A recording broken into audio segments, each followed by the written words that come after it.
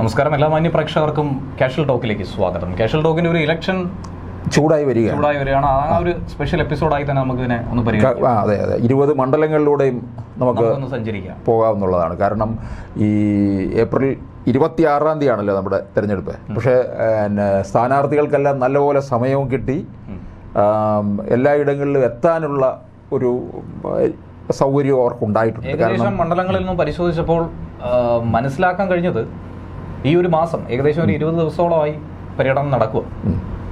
ഒന്ന് കിതച്ചു കഴിഞ്ഞു, ഇനി ഒരു മാസം കിടക്കുന്നുണ്ട്. ഇനി മുറിവും. കാരണം ആ ഇയർ എൻഡൊക്കെ അങ്ങോട്ട് കഴിഞ്ഞു. പലർക്കും ഈ തെരഞ്ഞെടുപ്പിലേക്ക് ഇറങ്ങാനുള്ള ഒരു സൗകര്യമൊക്കെ ആയി കഴിഞ്ഞിരിക്കുകയാണ്. അപ്പോൾ ഏപ്രിൽ 1 മുതൽ ഇത് ഒന്നുകൂടെ ഒരു മൂർധന്യത്തിലേക്ക് അങ്ങ് മാറും. അപ്പോൾ നമുക്കിങ്ങനെ നമ്മുടെ തലസ്ഥാനത്ത് നിന്ന് തന്നെ അങ്ങ് തിരുവനന്തപുരത്ത് നമുക്ക് കാസർഗോഡ് വരെ, കാരണം തിരുവനന്തപുരമാണ് നോക്കുന്നത്.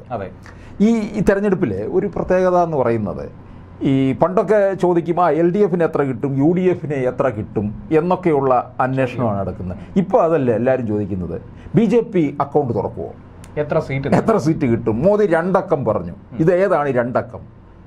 BJPക്ക് കിട്ടില്ല, അല്ലെങ്കിൽ തിരുവനന്തപുരം കിട്ടും, അല്ലെങ്കിൽ തൃശ്ശൂർ കിട്ടും എന്നൊക്കെ പറയുന്നുണ്ട്. ഇത് നമ്മൾ 2009 മുതൽ ഇങ്ങോട്ട് അല്പം BJP രംഗത്ത് വന്നു കഴിഞ്ഞപ്പോഴത്തേക്ക്, അതിനു മുമ്പുണ്ട്, ശക്തമായ ത്രികോണ മത്സരത്തിലേക്കാണ് പോകുന്നത്. 2014 മുതൽ ഒന്നുകൂടെ ശക്തമായി മാറി. കാരണം മോദി അധികാരത്തിൽ വന്നു കഴിഞ്ഞപ്പോൾ മോദി അധികാരത്തിൽ വന്നു കഴിഞ്ഞപ്പോൾ മുതൽ BJP ഒരു സാന്നിധ്യം എല്ലാ മണ്ഡലങ്ങളിലും ശക്തമായി മാറി.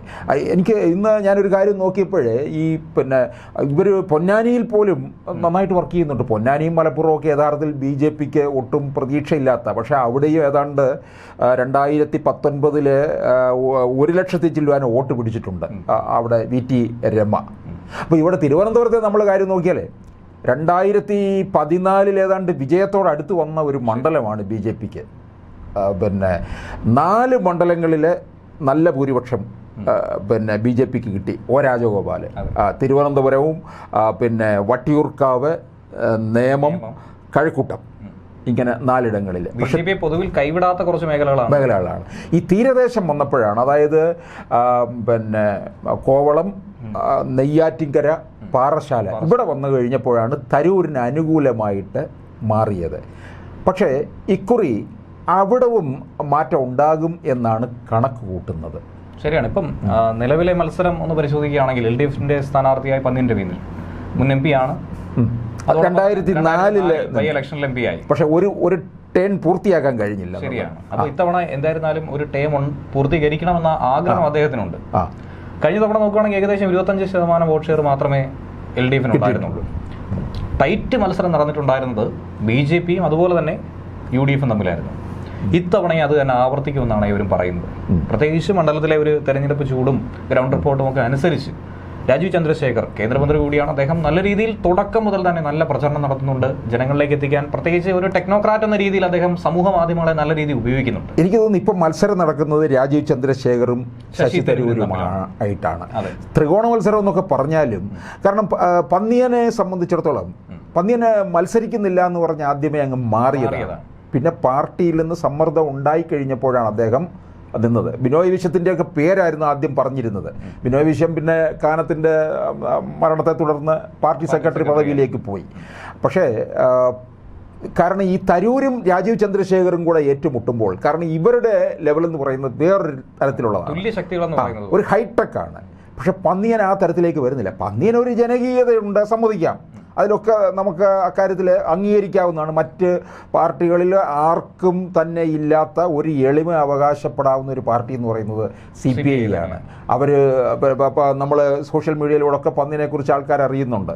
തട്ടുകടയിൽ നിന്ന് ചായ കുടിക്കുന്നു, വഴിയിൽ കാണുന്നവരോടുമായിട്ടൊക്കെ വർത്തമാനം പറയുന്നു. സ്റ്റാർ ഹോട്ടലിലൊന്നും അല്ല താമസിക്കുന്നത്. MP ആയിരുന്നപ്പോൾ ഉള്ള പെൻഷൻ മാത്രമാണ്, അതിലൊരു ലെവി പാർട്ടിക്ക് കൊടുക്കുകയും വേണം. അത് കഴിഞ്ഞിട്ടുള്ളത് കൊണ്ടാണ് ജീവിക്കുന്നത്. കുടുംബമൊക്കെ അങ്ങ് കണ്ണൂരും ഒക്കെയാണ്.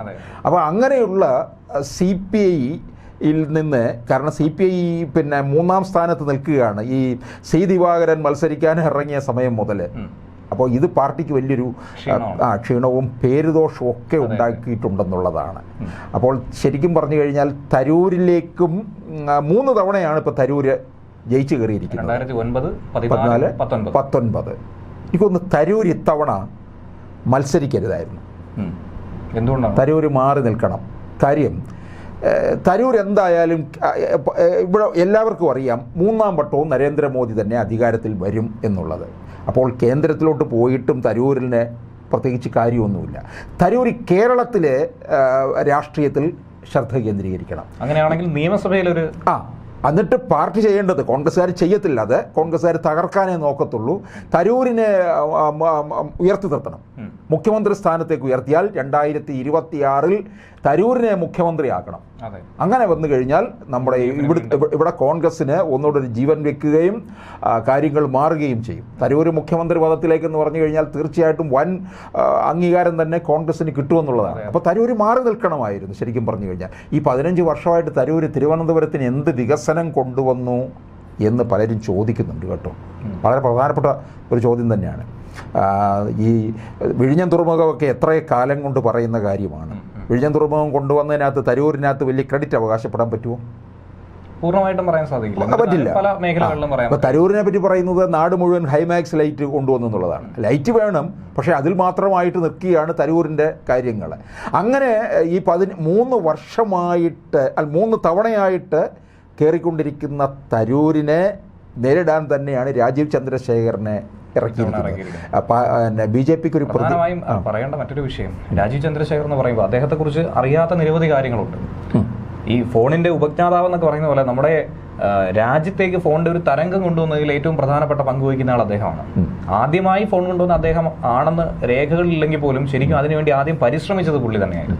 പക്ഷേ ചില സാങ്കേതിക പ്രശ്നങ്ങളും രാഷ്ട്രീയ കാരണങ്ങളും കൊണ്ടന്നത് നടന്നു പോയില്ല എന്നേ ഉള്ളൂ. വലിയൊരു വ്യവസായി കൂടി. അതെ, വലിയ വ്യവസായി, ടെക്നോക്രാറ്റ് ആണ്. അതുപോലെ മൈക്രോസോഫ്റ്റ് അദ്ദേഹത്തെ ഇങ്ങോട്ട് ഓഫർ ചെയ്ത് വിളിച്ചതാണ്. അദ്ദേഹം അത് നിരസിച്ച് പകരം ഇന്ത്യയിൽ പോയതാണ്. ഇന്ന് പലരും ഉപയോഗിക്കുന്ന നമ്മുടെ കമ്പ്യൂട്ടറുകളിലുള്ള പിന്റിയൻ ചിപ്പിന്റെ അതിനു വേണ്ടി വർക്ക് ചെയ്ത ഒരാൾ കൂടിയാണ്. അങ്ങനെ പ്രഗത്ഭനായിട്ടുള്ള ഒരു വ്യവസായിയായി തന്നെ അറിയപ്പെടുന്നുണ്ട്. അതുപോലെ തന്നെ നമുക്ക് എവർക്കും അറിയാം ഏഷ്യാനെറ്റിന്റെ മുതലാളിയാണ്.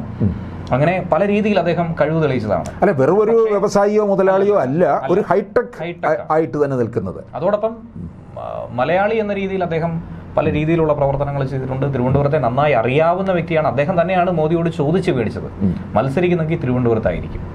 അത് പിന്നെ നമ്മൾ ആദ്യമൊക്കെ നമ്മൾ വാർത്തകൾ കൊടുത്തിട്ടുള്ളതാണ് കേട്ടോ. ഈ തരൂരിനെ എതിരിടാനായിട്ട് രാജീവ് ചന്ദ്രശേഖറാണോ നിർമ്മല സീതാരാമനാണോ, ഇത് മോദിയുടെയും കൂടെ ഒരു കാരണം മോദിയുടെ പേര് പോലും വന്ന മണ്ഡലമാണ്.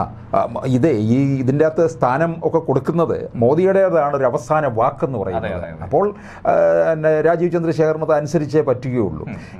ഇദ്ദേഹം ഇവിടെ വന്നതിന് ശേഷം എല്ലാ ഇടങ്ങളിലും പലതരത്തിലുള്ള മീറ്റിങ്ങുകൾ പ്രധാന പൗരപ്രമുഖരെ വെച്ചുകൊണ്ട് നടത്തുകയുണ്ടായി. വിദ്യാഭ്യാസം, അതുപോലെ IT മേഖല, ഇങ്ങനെ പിന്നെ തീരദേശം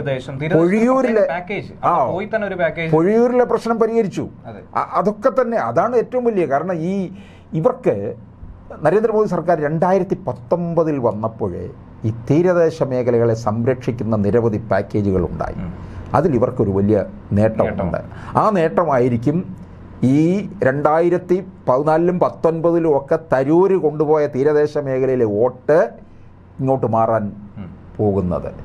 പക്ഷേ CPI എൻ്റെ കണക്കുകൂട്ടലിൽ ആ പഴയ രീതിയിൽ തന്നെ പോകും, 3ാം സ്ഥാനത്ത് തന്നെ പോകും. കാരണം ചില ചാനൽ സർവേ റിപ്പോർട്ടുകളിൽ പറയുന്നത് 2ാം സ്ഥാനത്തേക്ക് CPI എത്തുമെന്നാണ്. അപ്പോൾ 1ാം സ്ഥാനം ആരെന്നുള്ള ഒരു ചോദ്യം നിൽക്കുന്നു എന്ന രീതിയിൽ തന്നെയാണ് റിപ്പോർട്ടുകൾ പറയുന്നത്, ആദ്യഘട്ട സർവേ ഫലങ്ങൾ. പക്ഷേ ഇപ്പോൾ തരംഗം ചെറുതായി ഒന്ന് മാറി. അത് കേവല ഭൂരിപക്ഷ വ്യത്യാസമാണ് പറയുന്നത്. പക്ഷേ ഇനി തരൂരോ അല്ലെങ്കിൽ രാജീവ് ചന്ദ്രശേഖറോ ആയിരിക്കും വിജയിക്കുന്നത്. CPI 3ാം സ്ഥാനത്തേക്ക് തന്നെ പോകും. ഇതിനകത്ത് വേറൊരു കാര്യം കൂടി ഉണ്ട് കേട്ടോ. ഈ CPIയിലെ വമ്പന്മാരെ വാഴ്ത്തിയതും വീഴ്ത്തിയതുമായ മണ്ഡലമാണ്. എത്ര പ്രഗത്ഭന്മാർ! KV സുരേന്ദ്രനാഥ് എന്ന് പറയുന്നത് ഈ പന്നിയനേക്കാളും ഇത്രയും എളിമയുള്ള ഒരു മനുഷ്യൻ വേറെ ഇല്ല. അദ്ദേഹം തിരുമലയാണ് താമസിച്ചുകൊണ്ടിരുന്നത്, അവിവാഹിതനായിരുന്നു. MP ആയിരുന്ന സമയത്തൊക്കെ സിറ്റി ബസ്സിലാണ് കയറി പോകുന്നത്. അദ്ദേഹത്തിൻ്റെ ഒരു ഹിമാലയ യാത്രയെക്കുറിച്ചിട്ട് തന്നെ ഒരു പുസ്തകമൊക്കെ ഉണ്ട്. അപ്പോൾ CPIക്കാരെല്ലാവരും മൊത്തത്തിൽ വലിയ ലാളിത്യമുള്ളവരാണല്ലോ. അച്യുതമേനോൻ ഇവിടുന്ന് മുഖ്യമന്ത്രി പദം രാജിവെച്ചിട്ട് തമ്പാനൂർ പോയി KSRTC കയറിയാണ് തൃശ്ശൂർ പോയത്. പിന്നെ അത് കഴിഞ്ഞ് വൈകുന്നേരങ്ങളിലൊക്കെ തേക്കിൻകാട് മൈതാനത്ത് അവിടെ വന്ന് ഇരിക്കുകയൊക്കെ ചെയ്യും. അദ്ദേഹത്തിൻ്റെ പുസ്തകത്തിലൊക്കെ ഓർമ്മ കുറിപ്പുകളിൽ പറയുന്നുണ്ട്, ഇന്നലെ വൈകുന്നേരം തേക്കിൻകാട് മൈതാനിയിൽ പോയിരുന്നു, ഇന്നാരൊക്കെ ഉണ്ടായിരുന്നു എന്നൊക്കെ പറഞ്ഞുള്ള കുറിപ്പുകൾ. അപ്പോൾ CPIക്ക് മൊത്തത്തിലുള്ള ഒരു ലാളിത്യമാണ് അത്. ആ ലാളിത്യം പന്നിയനും ഉണ്ട്. അത് അതിപ്പം CPIയുടെ എല്ലാ ഇവർക്കും ഉണ്ട്. ഇപ്പോൾ തൃശ്ശൂരിൽ മത്സരിക്കുന്ന സുനിൽകുമാർ ഇതുപോലെ ലാളിത്യമുള്ള ആളാണ്. അതെ, കർഷകനാണ്. അപ്പോൾ ഇവിടെ CPIക്ക് കൊടുത്തിരിക്കുന്ന 4 മണ്ഡലങ്ങൾ കേരളത്തിൽ: തിരുവനന്തപുരം, തൃശ്ശൂർ, മാവേലിക്കര, വയനാട്. ഇതിൽ 3 സ്റ്റാർ മണ്ഡലങ്ങളാണ്. ജയിച്ചാൽ ഒരു വലിയ അംഗീകാരം തന്നെയാണ്. പക്ഷേ ഈ CPI കൊടുത്തിരിക്കുന്നതുകൊണ്ട് ഈ CPMകാർക്കൊരു സ്വഭാവമുണ്ട്. ഇവരെല്ലാം എന്ത് ചെയ്യുന്നറിയാം, തിരുവനന്തപുരത്തെ CPMകാർ മുഴുവൻ വർക്ക് ചെയ്യാൻ പോയിരിക്കുന്നത് തൊട്ടടുത്ത ആറ്റിങ്ങൽ മണ്ഡലത്തിലേക്കാണ് പോയിരിക്കുന്നത്. എല്ലാ പാർട്ടിയുടെ സംവിധാനങ്ങൾ മുഴുവൻ അങ്ങോട്ടേക്ക് അങ്ങ് പോയിരിക്കുകയാണ്. ഇത് പണ്ടേ ഉള്ളതാണ്, ഇപ്പോൾ ഉള്ളതല്ല. ചിറയിൻ കീഴായിരുന്ന സമയത്ത് മണ്ഡലം അന്ന് വർക്കല രാധാകൃഷ്ണൻ മത്സരിക്കുമായിരുന്നു. വർക്കല അണ്ണനെന്നാണ് പറയുന്നത്. അണ്ണനെ വിജയിപ്പിക്കുന്നതിന് വേണ്ടി ഇവിടുന്ന് CPMകാർ മുഴുവൻ അങ്ങോട്ടേക്ക് പോയി. ഇവിടെ CPIക്കാർ ഇപ്പം CPIയുടെ വേറെ ഒരു വലിയ കഷ്ടമല്ലേ, അവർക്ക് ഫണ്ടില്ലല്ലോ. ഒന്ന് ആലോചിച്ച് നോക്കുക. മാത്രമല്ല 11 കോടി നഷ്ടപരിഹാരം അടയ്ക്കേണ്ടി വരുന്നു. അപ്പോൾ ഇത് സുനിൽകുമാറും ഇത് തന്നെയാണ് പറയുന്നത്.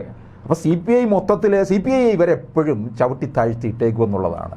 ഈ പറഞ്ഞ തരത്തിലാണ്. ഇപ്പോൾ വയനാട്ടിൽ ആരെങ്കിലും വർക്ക് ചെയ്യാൻ പോകുന്നുണ്ടോ? ഇല്ല. ഇപ്പോൾ തൃശ്ശൂരിൽ വർക്ക് ചെയ്യത്തില്ല. ഇവരൊക്കെ എവിടെ പോകുമെന്നറിയാം, ആലത്തൂരിലേക്ക് പോകും, പാലക്കാടൊക്കെ പോകും, വടകരയിലോട്ട് പോകും CPMകാർ അവിടെ ഉള്ളവർ. കാരണം അവർക്ക് അതൊക്കെ പ്രസ്റ്റീജ് മണ്ഡലമാണ്. ഇത് തന്നെയാണ് തിരുവനന്തപുരത്ത് സംഭവിക്കുന്നത്. ഇനിയിപ്പോൾ തിരുവനന്തപുരത്തായിരിക്കുമോ BJP ആദ്യ അക്കൗണ്ട് തുറക്കുന്നത്, തൃശ്ശൂരായിരിക്കുമോ എന്നുള്ളൊരു സംശയമുണ്ട്. കാരണം മോദി ഒരു 2 അക്കം പറഞ്ഞിട്ടുണ്ട്.